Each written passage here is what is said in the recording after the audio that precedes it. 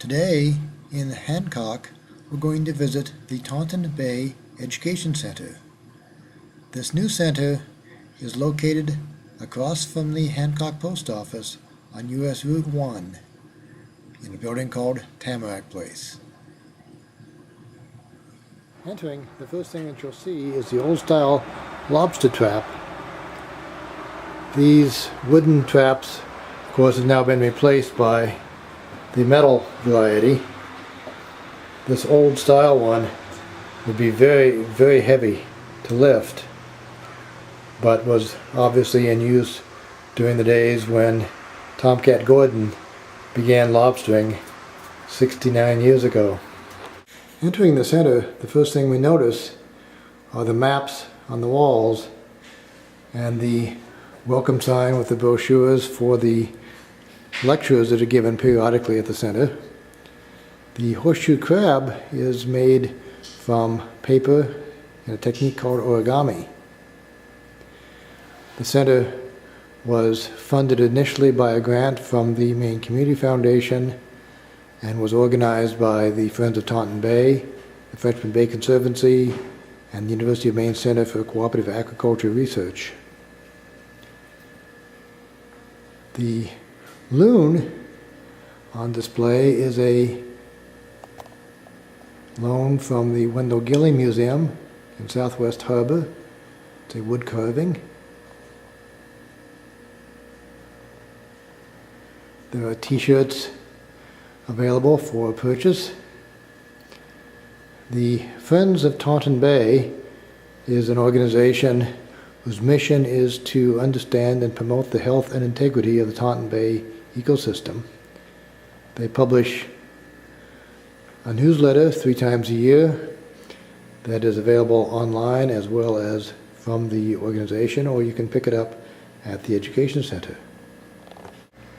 Taunton Bay is the tidal estuary flowing in from Frenchman Bay over Tidal Falls. It's surrounded by the towns of Hancock on the left in this map, Franklin at the top, and Sullivan to the right. In the center is Berrying Island. The water flows in and out of the Taunton River with the tide, and a small portion of water also passes through Carrying Place. Fresh water is fed in through Egypt Stream, Curd Brook, and other tributaries in the watershed. The center is featuring a variety of displays, including the history, the ecology, and the maps from the Taunton Bay study.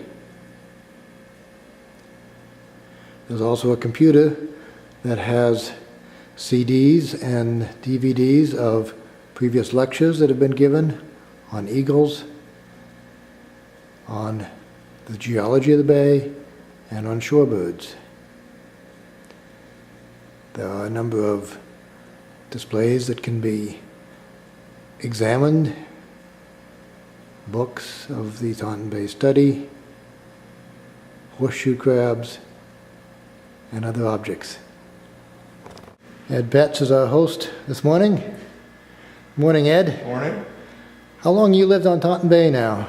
I bought the property in the spring of 1979. So you're right on the bay, are you? I think I moved in 81. Mm-hmm. So you're right on the bay? Right on the bay. Yeah. Pretty special place, is it? Oh yeah. And I live right here, I believe. Oh yeah, right there, Yeah, Cedar right, Point. Actually, yeah, there's a road. I think. Yeah. Yeah, well, that's a school road, maybe. Right around here. Mm-hmm. Yeah, right by that point, I guess. Yeah. Taunton Bay is a place where fishermen make their living and where folks come for recreation just to enjoy the bay. There are a number of animals and birds that live around the bay, and kayak tours are available nearby. In addition to fish, seaweed is also harvested from the bay and provides a food.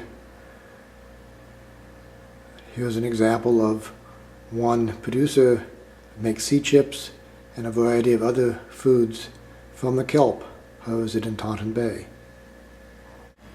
This map from the Taunton Bay study shows the approximate locations of 485 lobster and crab buoys as of July 29, 2005. You can see that they are centered primarily along a relatively deep channel that goes on either side of Bering Island. These lobsters are said to have unique characteristics, but whatever the nature of them, Tomcat Gordon harvested them for 69 years and only recently has passed away. A great figure, well known to those who live around Taunton Bay. Another important aspect of Taunton Bay is the horseshoe crab mating area and life cycle. Horseshoe crabs are well known along the east coast, but they are in Taunton Bay as the most northerly and easterly habitat. They mate in Hog Bay and Egypt Bay, and part of the Taunton Bay study has been to track their movements by the use of a electronic device that can produce a sound that will be picked up by listening devices. And so these horseshoe crabs were tracked for a period of 3 years, from 2003 to 2005, to see where they move, how they live, and what their lifestyle is like. For those who may not have seen a horseshoe crab, they shed their shells, and the shells often wash up along the shores of Taunton Bay. These are relatively intact shells that once housed a horseshoe crab. There's also a very large clam shell there. And then here are a variety of other sized horseshoe crab shells, which the crab sheds in turn as it grows larger and larger, forming a new shell each time. We have a number of other objects that have been picked up along the bay, various kinds of shells, clams that you can examine and identify.